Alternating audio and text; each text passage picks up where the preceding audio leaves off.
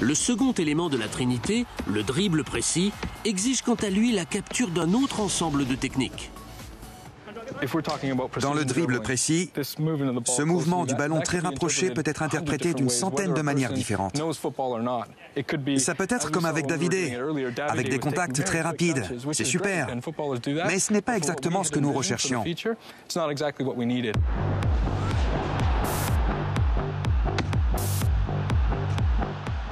Le dribble est souvent utilisé par l'équipe attaquante pour conserver le ballon.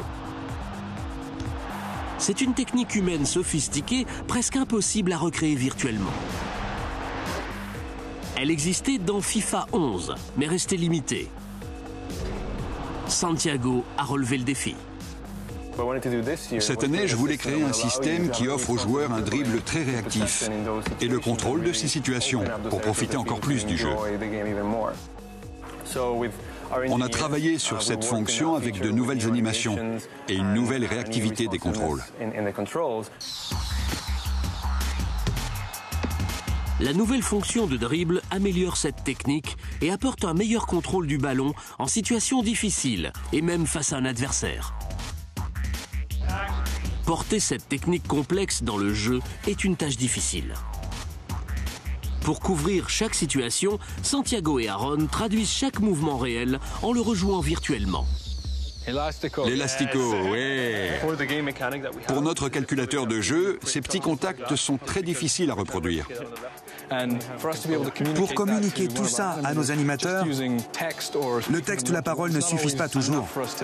Ce n'est pas en restant assis là-bas qu'on peut leur transmettre le bon message. Nous devons rester impliqués pour que ces idées soient transmises à tous ceux qui travailleront sur le jeu cette année. Et ça latéralement. Va sur le côté. L'authenticité est importante. Les producteurs doivent contenter toute une base de fins connaisseurs. Sur Internet, il se joue plus de 5 millions de matchs FIFA par jour. Cette expérience vient de faire un bond en avant. L'aspect le plus passionnant de FIFA 12 est certainement EA Sports Football Club, un nouveau service de jeu en ligne.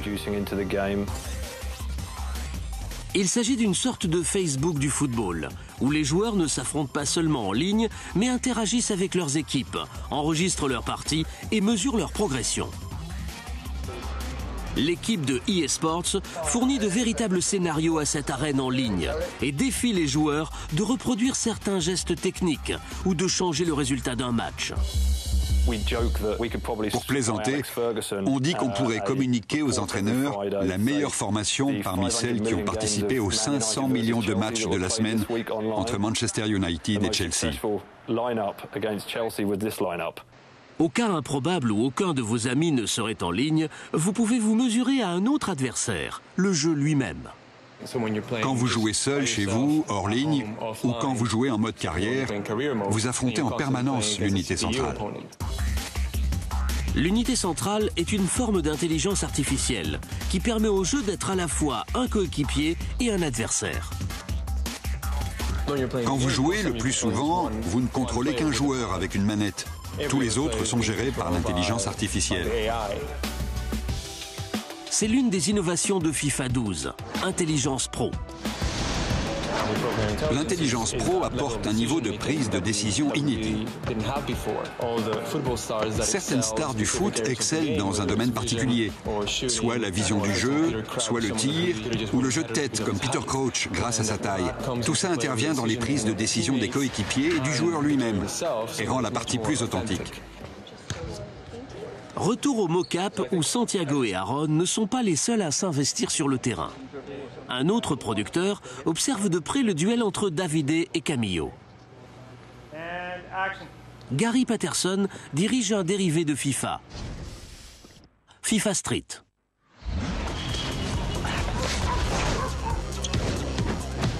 Cette année, son jeu connaît une renaissance. Notre premier défi consistait à définir le street football. Nous avons fait faire des recherches à Rio, Amsterdam et Londres pour découvrir qu'il en existait en fait 3 versions. À Rio, cela ressemble à une danse. Il bouge comme ça et touche à peine le ballon. Il danse. À Londres, c'est plus physique. On se pousse dans les murs. Et à Amsterdam, le jeu est centré sur le ballon, sur la façon de le déplacer et sur les gestes techniques. D'un simple loisir de quartier, le street football est devenu un phénomène mondial. Davide et Camillo sont des avatars parfaits pour ce style de jeu original. Ce sont des joueurs bourrés de talent de l'équipe des Whitecaps. Et le street football, c'est plutôt du 1 contre 1. On vient presque plus pour frimer que pour marquer.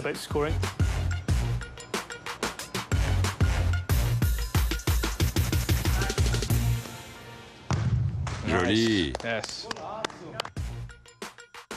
Comme son grand frère, FIFA Street est fier de son réalisme.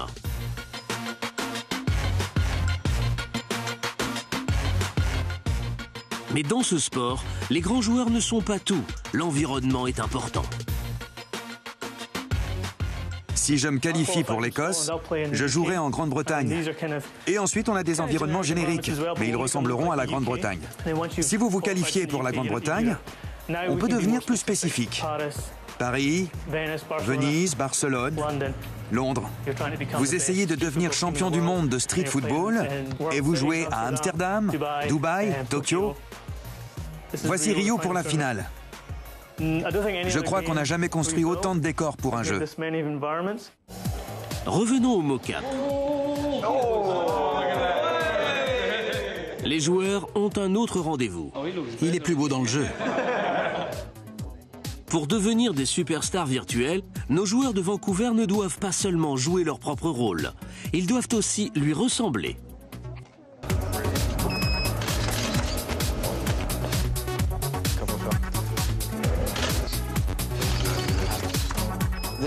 Voici notre scanner de tête et ses 18 appareils photo numériques.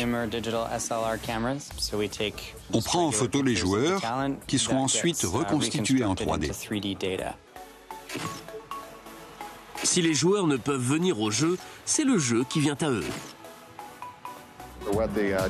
Nous sommes au centre d'entraînement de Chelsea où nous scannons les têtes de plusieurs joueurs. Sous ce dôme, 8 appareils sont placés à différents angles et nous prenons 4 photos. Face, profil gauche, profil droit et sommet du crâne.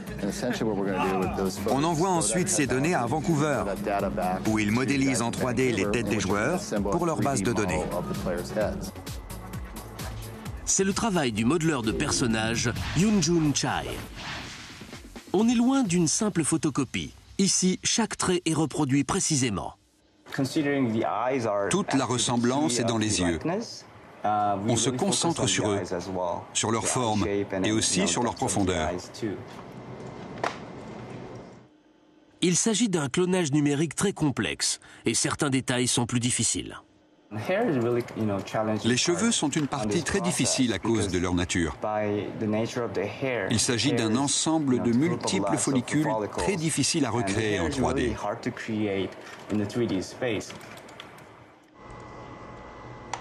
Un joueur a apporté sa touche personnelle au travail de Yoon-Jun. Quand j'étais plus jeune, j'éditais mon personnage dans le jeu. Aujourd'hui, c'est génial. Je joue avec mon propre personnage. Je gagne du temps. Mais après sa capture de mouvement, la star de Manchester United a changé de look et Yoon-Jun a dû retourner à sa tablette graphique. Il vient de se faire poser des implants capillaires. On a dû refaire ses cheveux cette année.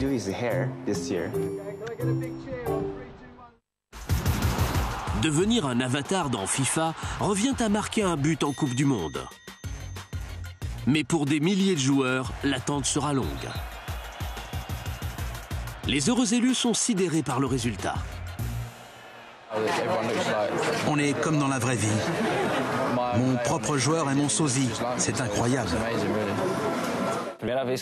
Quand je l'ai vu la première fois, c'était à la fois cool et bizarre, parce que j'avais vu d'autres joueurs. J'avais d'autres références. Ronaldo, Roberto Carlos, Ronaldinho, Rivaldo. J'avais vu ces joueurs et j'étais là moi aussi. C'est vraiment cool de voir des enfants se prendre pour vous. Il m'arrive même de jouer avec mon personnage, avec mon avatar. Entrer dans le jeu, c'est bien. Être sur le jeu, c'est encore mieux. C'est Jamie McKinley qui choisit les visages des jaquettes de FIFA. On a les stars mondiales comme Wayne Rooney, Kaka et les autres, et ensuite beaucoup de jeunes qui montent dans les classements. Pour eux, figurer sur la jaquette de FIFA équivaut à devenir titulaire. C'est parce que FIFA est le football. Ce jeu a connu le meilleur démarrage des jeux vidéo de sport de l'histoire. À son lancement l'an dernier, nous en avons vendu 2,5 millions en 5 jours. C'est un record absolu. FIFA 11 s'est vendu à plus de 15 millions d'exemplaires à ce jour. Un record difficile à battre pour FIFA 12. Pourtant, les FIFA n'ont pas toujours été en tête du championnat. Nous produisons FIFA depuis 1993, date à laquelle le premier FIFA International Soccer est sorti sur la Mega Drive de Sega. À l'époque, ce petit jeu de football n'avait pas de réel concurrent. En 2002, il détenait 71% des parts de marché.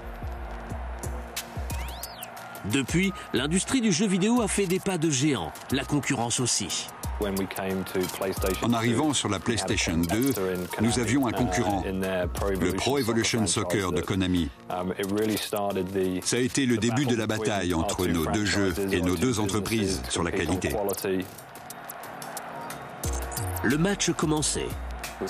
Nous voulons faire des choses incroyablement cool, faire avancer la technologie. Et nous sommes aussi en guerre avec un concurrent que nous voulons absolument battre. On ne gagne pas un championnat sans adversaire.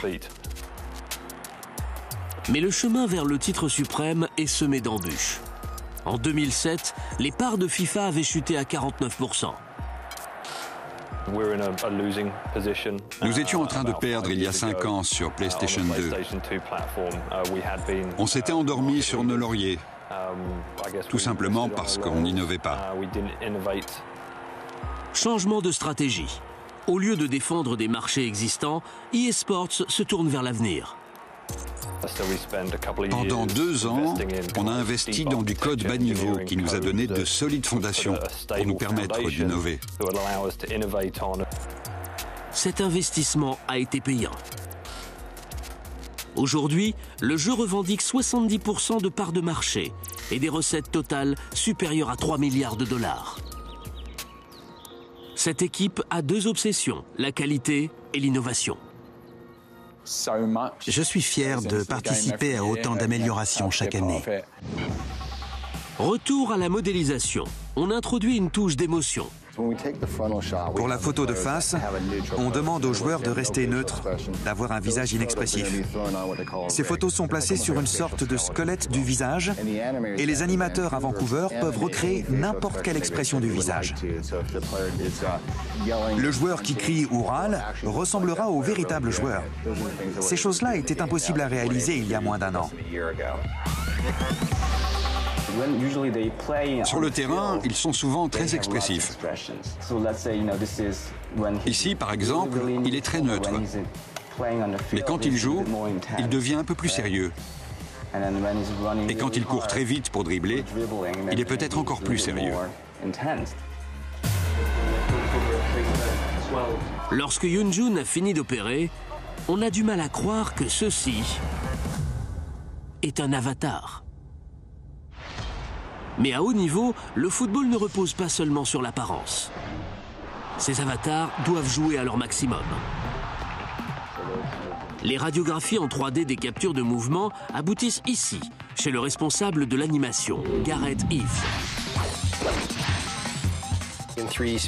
Dans l'espace 3D, on voit tous les marqueurs, ces balles d'aluminium fixées sur leurs vêtements. On voit leur position et il faut toutes les mapper sur leurs articulations, comme le poignet, le coude ou l'épaule. Action! Grâce à ce mapping, Gareth crée des séquences d'animation. Je peux avoir envie de rallonger sa glissade.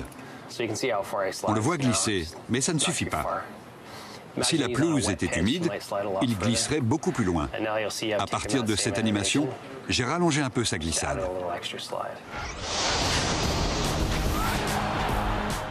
chaque mouvement reproduit parfaitement celui du véritable joueur. Mais on ne peut pas plaire à tout le monde.